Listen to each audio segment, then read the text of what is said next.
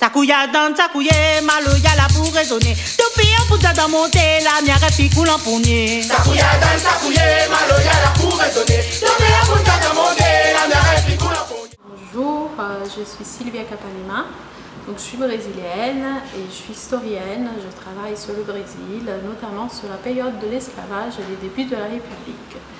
Je suis maître de conférences en civilisation brésilienne à l'université de Paris 13, à Villetaneuse, depuis 2010.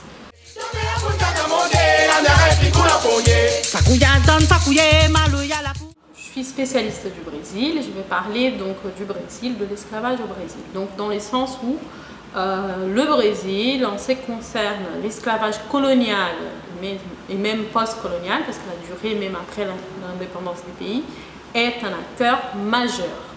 Parce que c'est le plus grand territoire où on a importé d'esclaves africains. Donc presque 5 millions de personnes ont été mises en esclavage et trafiquées par la traite négrière au Brésil, et aussi par la durée de l'esclavage qui a duré jusqu'en 1888. Donc c'est le dernier pays à avoir aboli l'esclavage, ce modèle d'esclavage exportatrice et coloniale.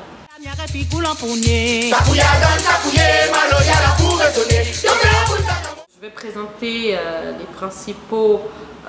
les principales questions de l'esclavage au Brésil, qui concernent donc sa durée, concernent le nombre d'entrées, concernent aussi la production qui était liée à des cycles économiques, tout d'abord de sucre, après aussi l'extraction d'or et des diamants dans le centre du pays, et ensuite le café dans le sud-est brésilien, la région de São Paulo et Rio.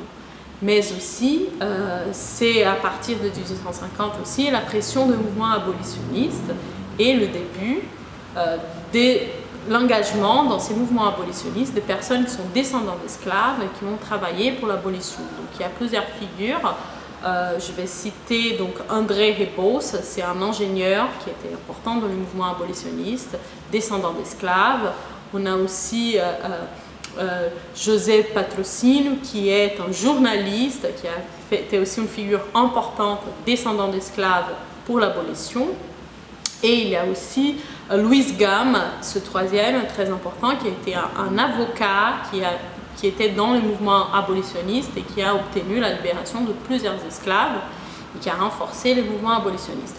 Et on va essayer de croiser sur ce qu'on pourrait appeler, puisque le thème de la rencontre c'est la résistance culturelle, donc des formes culturelles qui ont servi à la lutte d'esclaves et à la culture des esclaves et descendants. Et donc c'est le cas de la capoeira.